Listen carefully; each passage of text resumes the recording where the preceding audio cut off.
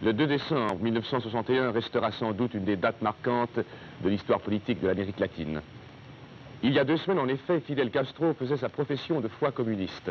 Il faut dire que la télévision, c'était en fait une nouveauté à l'époque. La télévision est apparue en 1952.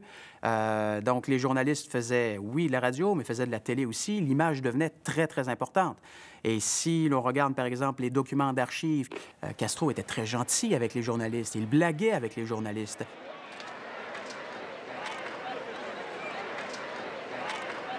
Il se définissait comme un leader charismatique et il y avait un aspect romantique à cette lutte des guerrilleros contre le gouvernement de Batista à la Havane. Affrontement vous présente ce soir l'un des personnages les plus romantiques de l'actualité, Fidel Castro. Pendant votre visite à Montréal, est-ce que vous allez rencontrer des membres de la police montée canadienne? Il veut savoir comment s'appelle la police montée. Votre police, dit Fidel Castro, vous savez de laquelle je parle, est très célèbre. Oui, l'image était très importante parce que c'est une façon justement d'influencer l'opinion publique, d'orienter la perception de l'opinion publique. Et lorsque Fidel Castro arrive finalement à la Havane en janvier 1959 et qu'il réalise la révolution, il est accueilli en héros, il est déjà un mythe. Et s'il est un mythe, c'est en partie parce qu'il a su soigner son image. Et grâce à cette démonstration populaire sans précédent, la voie semble désormais ouverte au Premier ministre cubain pour réaliser sa fameuse réforme agraire.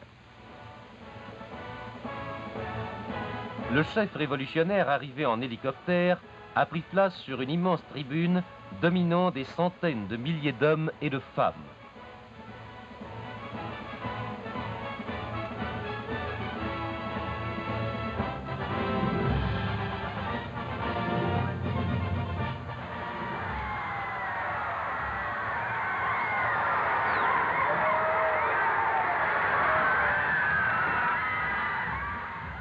Et c'est alors le grand moment.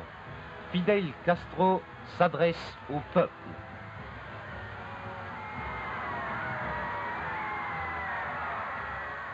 Pendant plus de 3 heures, il dit ce qu'il a fait pour renverser la dictature de Batista. Il souligne les réformes qu'il a déjà réalisées et celles qu'il se propose d'entreprendre, surtout le partage des grands domaines, qui, selon le chef cubain, devrait permettre à tous ces travailleurs, dont le seul bien est souvent la machette, ce large couteau qui sert à couper la canne à sucre et qui est devenu le symbole de la réforme agraire, d'accéder au bien-être en acquérant la propriété.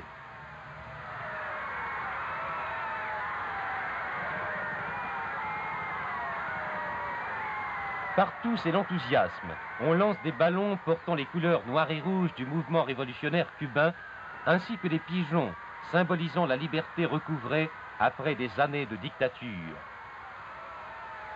Ce qui est intéressant, c'est que les guerrilleros, notamment les soldats qui travaillaient avec Fidel Castro, se sont laissés pousser la barbe pour montrer qu'ils rejetaient en quelque sorte le régime et qu'ils étaient tellement occupés à lutter et à penser à l'égalité qu'ils se laissaient pousser la barbe. C'est une façon de dire non au système établi. Le 1er mai 61, il affiche son intention de diriger à Cuba un État socialiste.